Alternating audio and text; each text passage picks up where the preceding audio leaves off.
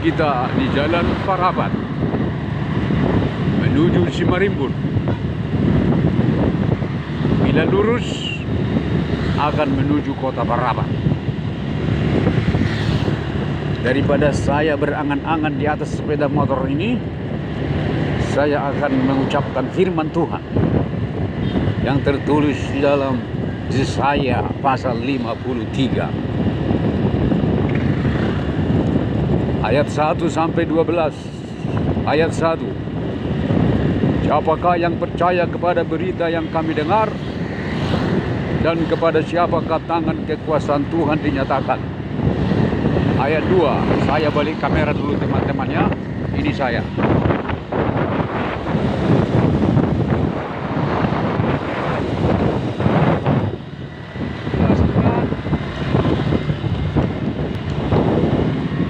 Ayat 2. Sebagai taruk ia tumbuh di hadapan Tuhan, dan sebagai tunas dari tanah kering.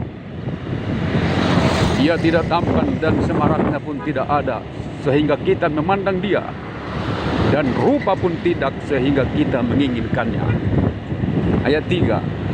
Ia dihina dan dihindari orang, seorang yang penuh kesengsaraan dan yang biasa menderita kesakitan. Ia sangat dihina sehingga orang menutup mukanya terhadap dia, dan bagi kita pun dia tidak masuk hitungan. Ayat 4. Tetapi sesungguhnya penyakit kita lah yang ditanggungnya, dan kesengsaraan kita yang dipikulnya. Padahal kita mengira dia kena tulah, dipukul dan ditindas Allah. Ayat 5. Ini ayat inti. Ayat inti ini. Ayat 5. Tetapi dia tertikam oleh karena pemberontakan kita. Dia diremukkan oleh karena kejahatan kita. Ganjaran yang mendatangkan keselamatan bagi kita ditimpakan kepadanya, dan oleh bilur-bilurnya kita menjadi sembuh. Ayat 6. Kita sekalian sesat seperti domba. Masing-masing kita mengambil jalannya sendiri. Tetapi Tuhan telah menimpakan kepadanya kejahatan kita sekalian. Ayat 7. Dia dianiaya, tetapi dia membiarkan diri ditindas dan tidak membuka mulutnya. Seperti anak domba yang dibawa ke pembantaian, seperti induk domba yang keluh di depan orang-orang yang menggunting bulunya, ia tidak membuka mulutnya. Ayat 8. Sesudah penahanan dan penghukuman ia terambil, dan tentang nasibnya siapakah yang memikirkannya? Sungguh ia terputus dari negeri orang-orang hidup, dan karena pemberontakan umatku ia kena tulah. Ayat 9. Orang menempatkan kuburnya di antara orang-orang fasik, dan dalam matinya ia ada di antara penjahat-penjahat. Sekalipun ia tidak berbuat kekerasan dan tipu tidak ada dalam mulutnya.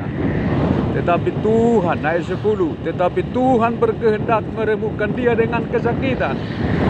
Apabila ia menyerahkan dirinya sebagai korban penebus salah, ia akan melihat keturunannya. Umurnya akan lanjut dan kehendak Tuhan akan terlaksana olehnya. Ayat 11, sesudah kesusahan jiwanya, ia akan melihat terang dan menjadi puas. Dan hambaku itu sebagai orang yang benar akan membenarkan banyak orang oleh hikmatnya, dan kejahatan mereka dia pikul. Ayat 12. Sebab itu aku akan membagikan kepadanya orang-orang besar sebagai rampasan, dan dia akan memperoleh orang-orang kuat sebagai jarahan, yaitu sebagai ganti, karena ia telah menyerahkan nyawanya ke dalam maut, dan karena ia terhitung di antara pemberontak-pemberontak, sekalipun ia menanggung dosa banyak orang dan berdoa untuk pemberontak. Itulah Yesaya pasal 53 yang keseluruhannya bercerita dan berbicara tentang Yesus Kristus yang telah mati menebus dosa-dosa kita di atas kayu salib. Saudaraku, ini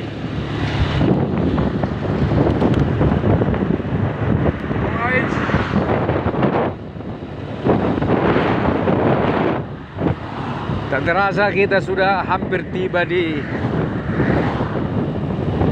Sapuran. Ya, kita sudah tiba di Sapuran.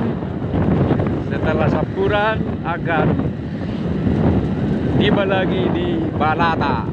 Nah, sampai di situ dulu teman-teman. Terima kasih, Tuhan Yesus memberkati. Amin.